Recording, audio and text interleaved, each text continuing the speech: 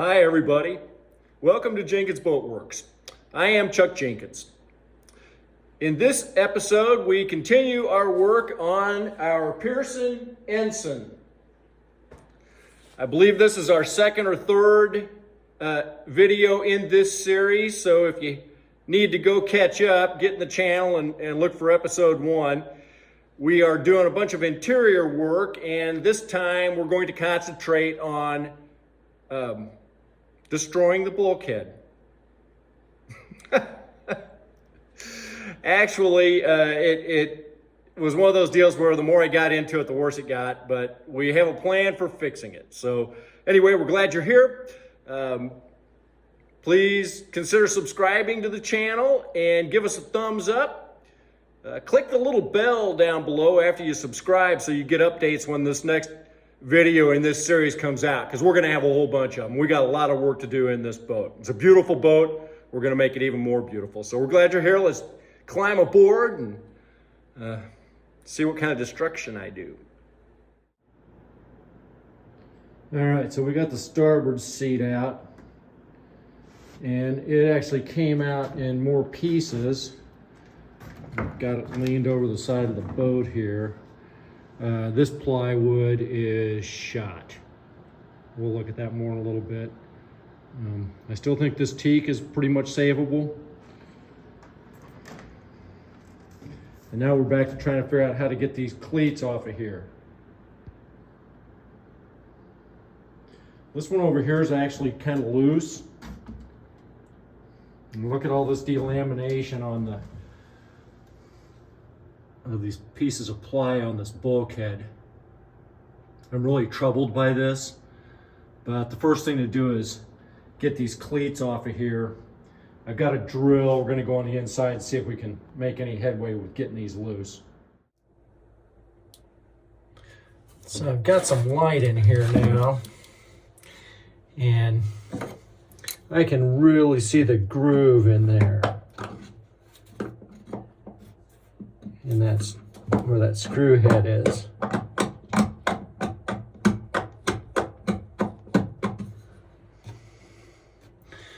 But I don't know, since it's recessed like that, if I can clean it out enough to get the screwdriver on it. It doesn't want to. I'm thinking to take a drill and just drill these out a little bit bigger to where I can get on them a little bit. Maybe that screwdriver's too big.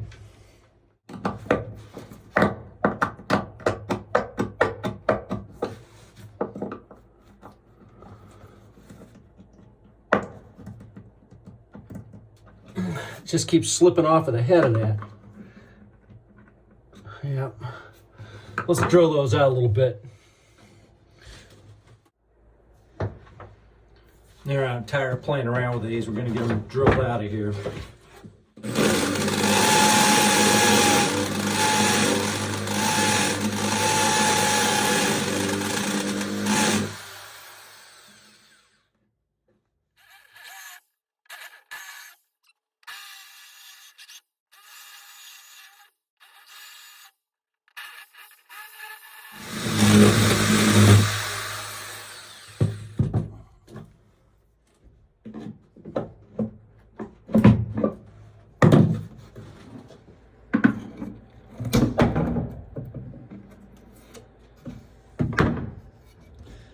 You see what we had to do to these screws.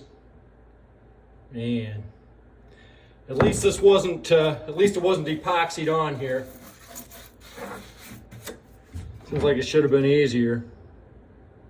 Probably been in there for a long, long time. You know, 50 plus years, 60 years. All right. So, we've got the cleats off of both sides now, and we're trying to figure out how we're gonna reface these bulkheads. You can see down there It's just like really pulling away those plies are. Same thing over there, and maybe worse. Part of the consideration here is just these doors. They're very nice doors, and they've got relatively simple little hinges, kind of like Pintos and Gidgeons almost.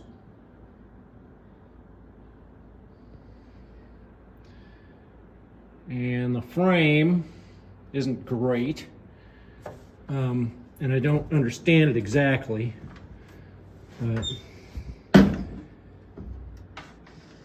down here we're kind of mismatched with the way, see, I believe that should be together. Part of that could be because this plywood's messed up, or maybe this board's warped just a little bit. It fits together nicely down there, and then somebody's put these screws and bolts through here, and I'm afraid those are going to be catching on that inside lip of the door, so we may countersink those. So just little things to think about. I'm gonna start peeling that away. I'm half scared to, but we'll see what happens. We may just have to piece pieces in there. I'm gonna have to take these hinges off of here. These bulkheads are really solid on the inside, so I don't want to go tearing into this and pull them all the way out of there. I think they're structural, and so I just really don't want to do that if I can reface them and get them sealed up. It's going to take a little figuring.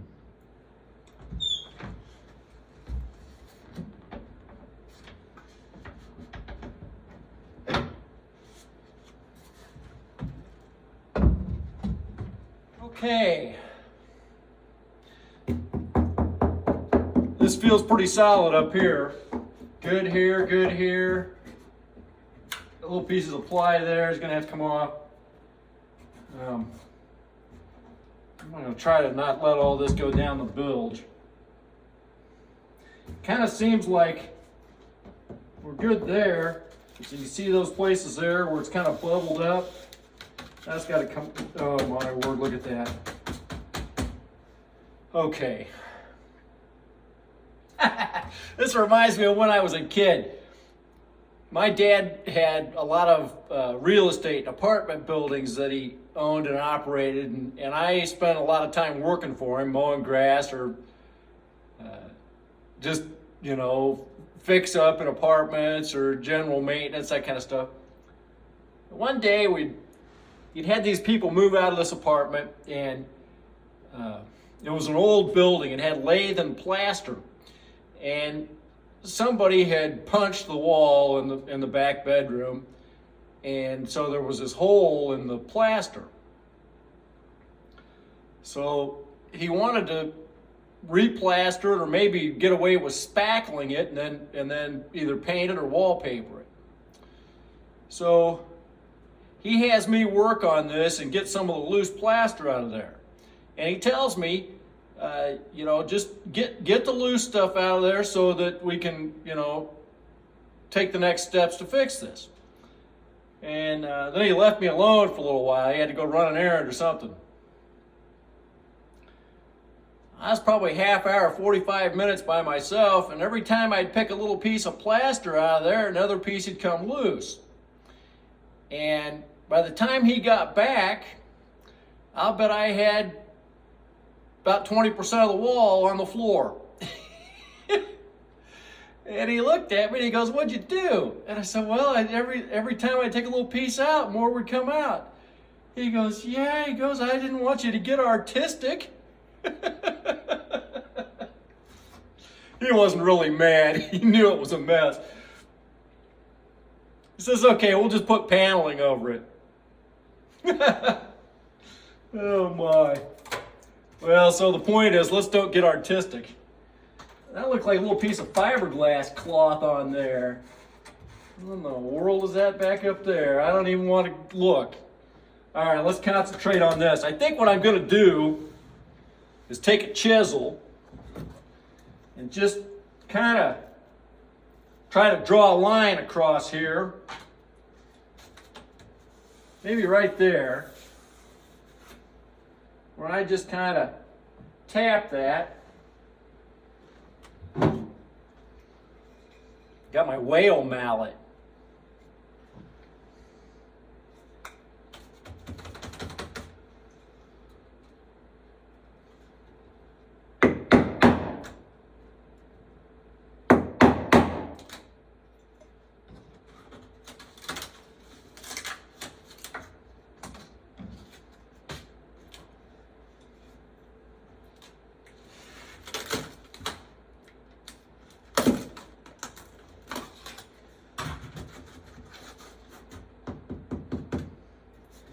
Yeah, that may be the way to do that, because now that feels solid there, but then it bubbles up down there.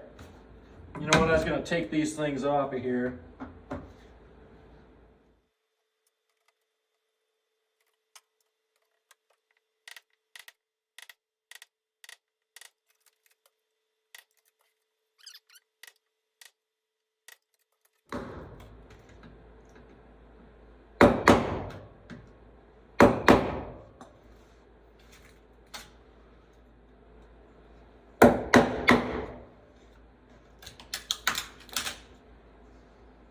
Maybe if I'd had a chisel and a whale mallet when I was a kid, none of that would have happened.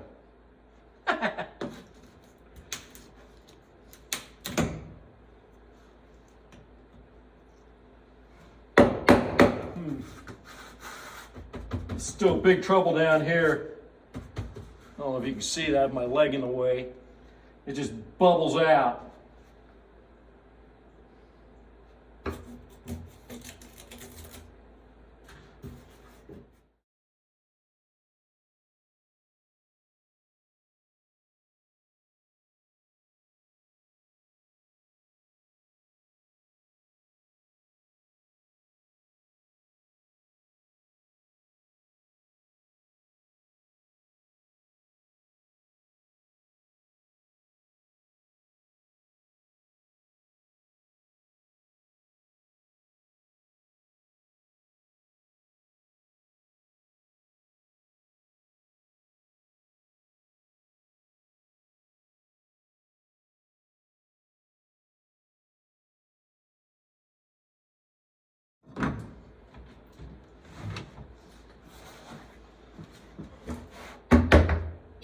Okay, that's pretty solid. I almost think that's mahogany plywood.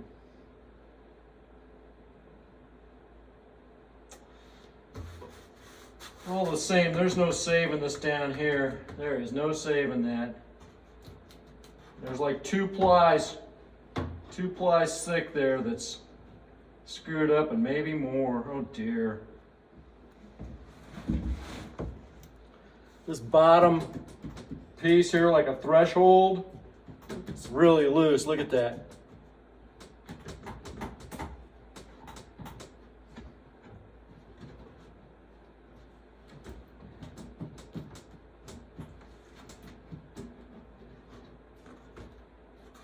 See, I think it's supposed to be flush with that plywood right there, but that feels pithy in there.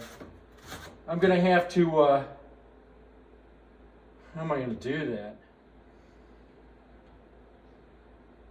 I hope I'm not getting ready to hate myself.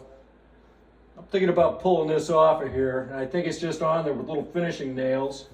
I was thinking about just trying to pull up the floor, but I can't because this is in the way of it. It's mitered here. I should be able to pull it out. This one feels fairly solid, and I don't have a problem with the top one. Let's pull this off of here and see what it looks like.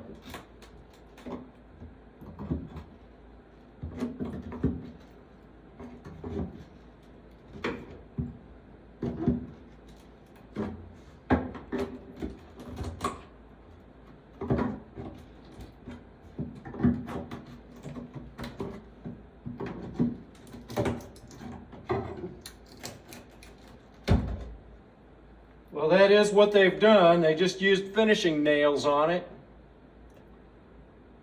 My. I guess that's an okay thing to do. Okay, so this plywood looks pretty good. here. It's kind of screwed up there.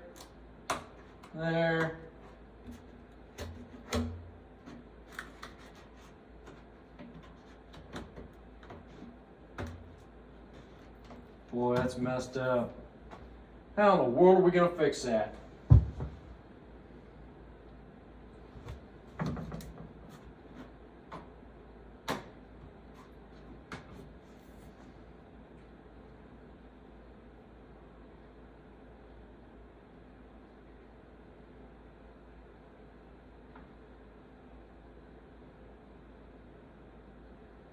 I'm tempted to just cut, say, all the way across, like go down to where it's not solid.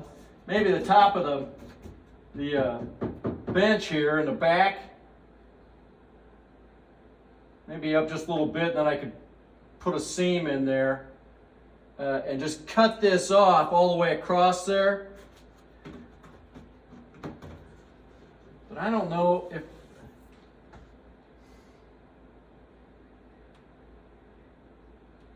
how perplexing. Let's take a couple of plies off and see what it looks like. Okay, well, there's one way to do it.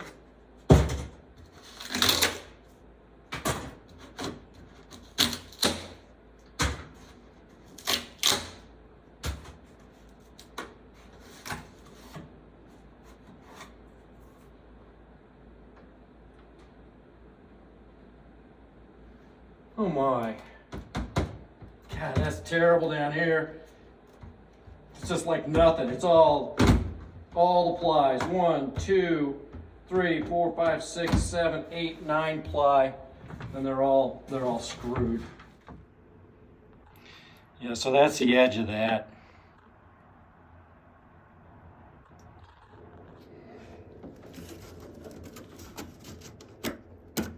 I mean, it's like shuffling a deck of cards. You got to pretty much get up to about here before it's solid. So you can see I'm kind of tearing this off of here. I got a little tiny circular saw. I could just make a straight line across and then just piece in a piece of 1/2 inch in here. Maybe that's what I do. I think that's probably the answer. I can set the depth so that I just go right to the fiberglass. I'm gonna come up to where this pulled off right there. That's 10 inches. I'm gonna mark that right there.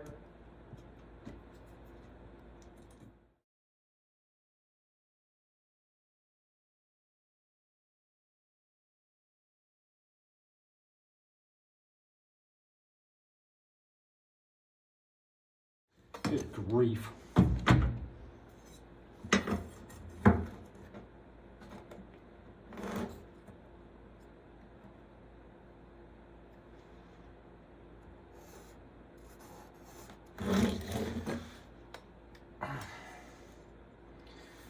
Just go straight down to there.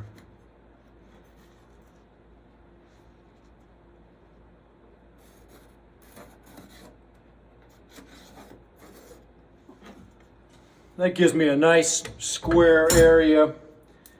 And I'm just going to take this saw, we're just going to go right across there. Got this little work saw. I'm going to set this depth real low. 1/2 inch ought to do it. So there's 1/2 inch right there.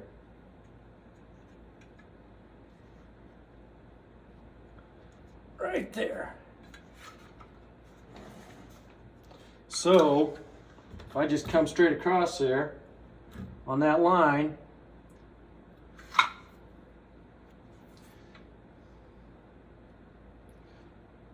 we'll probably have to do a plunge cut coming in this way. And I'm not going to be able to get all the way down there. We'll have to do some of that by hand, I guess. Which I don't quite have figured out. But we'll do it. We'll figure it out. All right. Oh, this is terrifying. Don't screw up. Hey.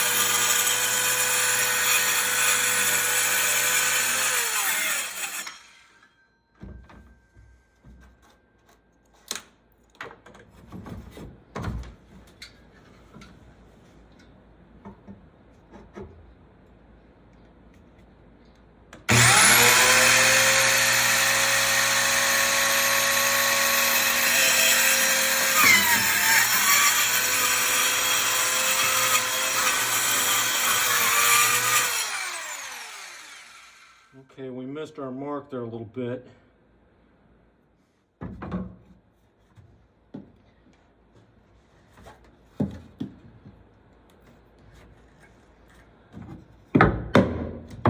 Good grief.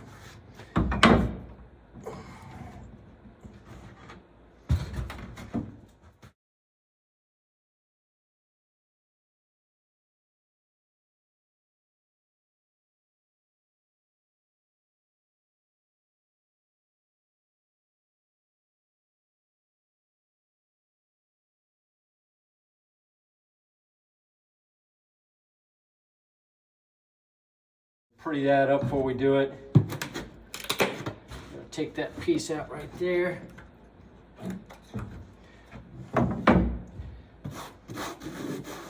That's kind of warped.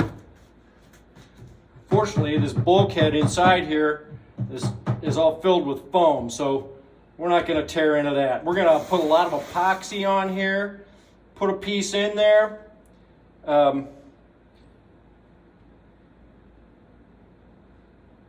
And then we're gonna smooth it out with some Total Boat Fair, and then we'll put our veneer on it.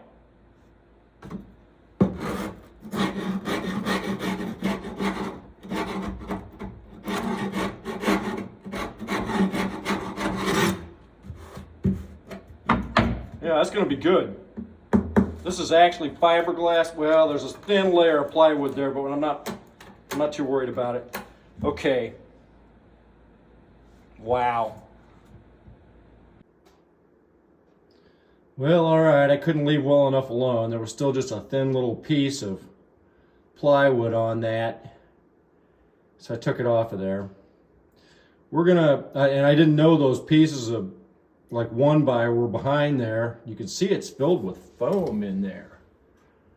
So I guess there's a positive flotation deal for this boat. We still got a jack with that, but I don't think it's as bad as that. So anyway, I'm going to cut a piece of marine plywood, put in there.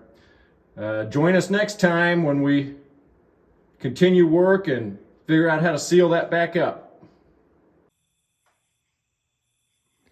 If you like the video, remember to like and subscribe. We'll see you next time.